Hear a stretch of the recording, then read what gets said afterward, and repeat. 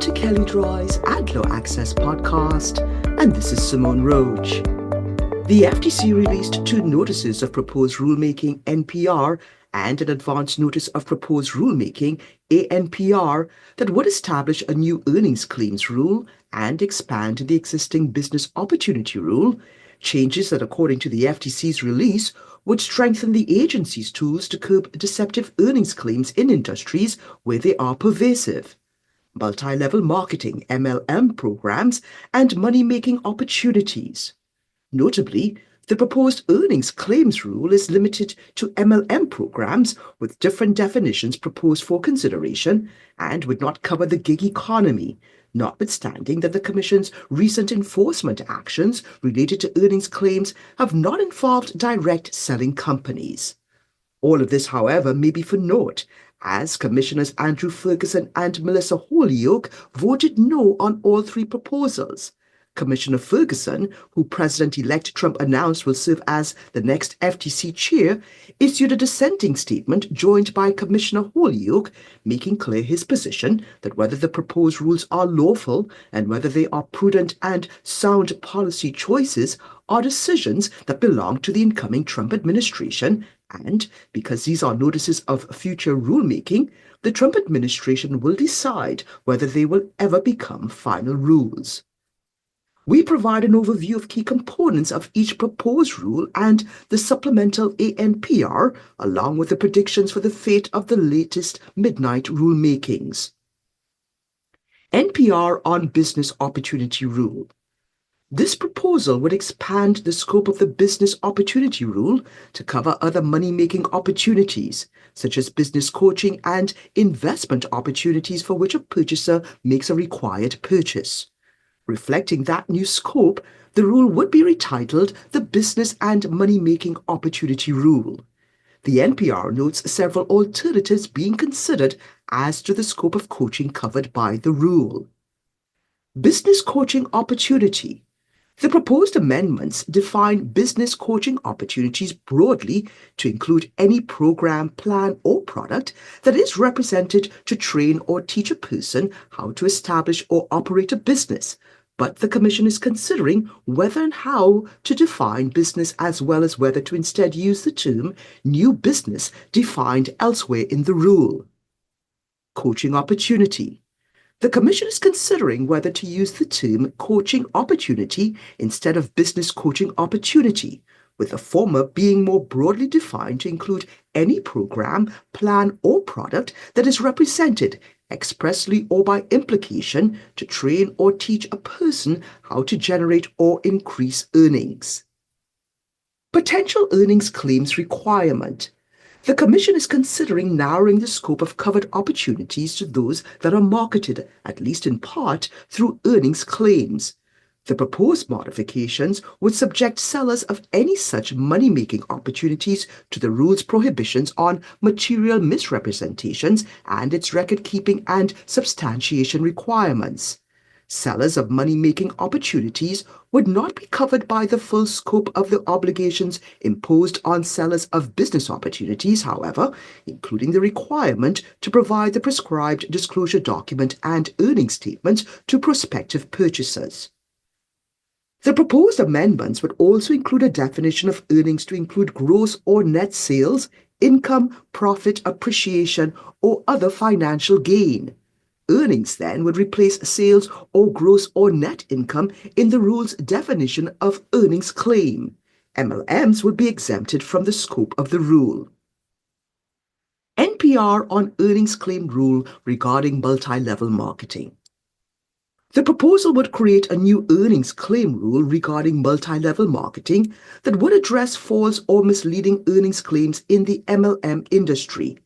The proposed rule would prohibit the following conduct in connection with the offering of MLMs: making misleading earnings claims, directly or indirectly providing participants with recruitment materials containing false, misleading, or unsubstantiated earnings claims, making earnings claims without having reasonable basis to substantiate earnings claims, although the notice states that the kind of evidence needed depends on the claim it cautions, In almost every circumstance, anecdotal information or data about a small number of participants will not be sufficient to show a reasonable basis. Making earnings claims without having in its possession written materials that substantiate the earnings claim at the time the claim is made, and making the written substantiation available upon request to be specified parties, including potentially to the Commission, to anyone within 6 months of the date the claim is made, and or to any actual or potential recruit. Misrepresenting the opportunity to become an MLM participant as an employment opportunity, and making any misrepresentation or unsubstantiated claim to contradict, dispel, or otherwise prevent consumers from benefiting from truthful information about earnings. The proposed rule would require MLMs to maintain substantiation for earnings claims for 3 years and provide substantiation to anyone upon request in the language of the earnings claim. The 157-page NPR has many interesting observations and assertions and is worth the read both for industry stakeholders and general followers of the FTC. Kelly Dry submitted comments and survey evidence in response to the previous ANPR that was cited heavily in the record, with staff acknowledging that the survey establishes that consumers can read and recall what a disclosure said, but questioning whether the disclosure was sufficient to change the impression about likely earnings created by a true but atypical earnings claim. Ultimately, the proposed rule declined to require the use of specific disclosures or disclaimers to qualify atypical earnings claims, and staff reiterated the fact-intensive nature of such inquiries and the net impression to consumers. At the same time, staff separately issued a supplemental ANPR that suggested the potential for more prescriptive and granular requirements beyond what was already proposed. ANPR on additional components of the proposed earnings claim rule regarding multi-level marketing. In addition to the NPR on the proposed earnings claim rule regarding multi-level marketing, the FTC issued an ANPR seeking comment on the need for additional rule requirements addressing deceptive earnings claims and related conduct. The ANPR seeks comment on the following: whether to require MLMs to provide earnings data to potential recruits and current MLM participants, or to post such data on their websites, and whether data about expenses incurred by participants should be included, and if so, the types of expenses to be included.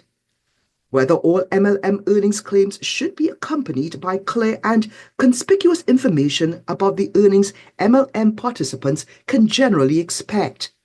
Whether there should be a waiting period before a recruit pays any money to the MLM or otherwise joins the MLM and the duration of that period. Whether to prohibit misrepresentations relating to expenses, benefits, or the compensation plan.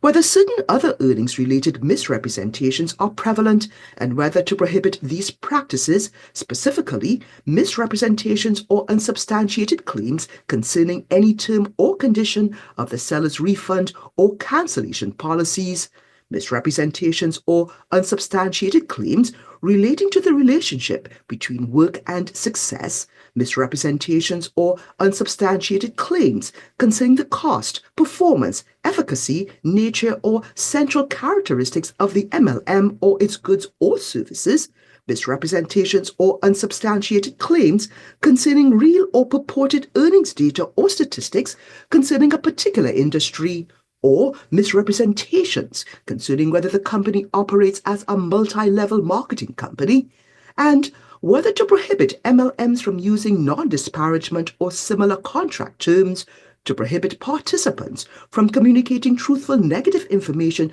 to the government or regulators, prospective participants, or others. What's next? The fate of all three notices remains uncertain, with Commissioner Ferguson slated to take over as FTC chair. Once Trump is inaugurated, it is possible, if not likely, that Trump will direct the Office of the Federal Register, OFR, to refrain from publishing any rule that remains pending before the OFR, which would leave the notices in limbo unless and until the Commission rescinds them. The rescission would require a new vote of the Commission, which may be deadlocked for some time until Mark Meader is confirmed to outgoing Chair Lena Khan's commissioner spot. And if the notices do end up being published in the Federal Register, either before or after inauguration, stakeholders will have 60 days after publication to provide comments. The FTC is proceeding under its so-called MAGMOS rulemaking authority, which entails several steps and hurdles, but resulting rules provide another avenue for monetary relief and civil penalties post-AMG. Much to follow in the coming days and weeks. And if you'd like more information on what you've heard on this topic, please contact either Donnelly McDowell, John Villafranco, Bob Ward, or Iwana Gorecki, and you can find their contact details in the show notes. And also, please see our Advertising and Privacy Law Resource Center, available at kellydry.com.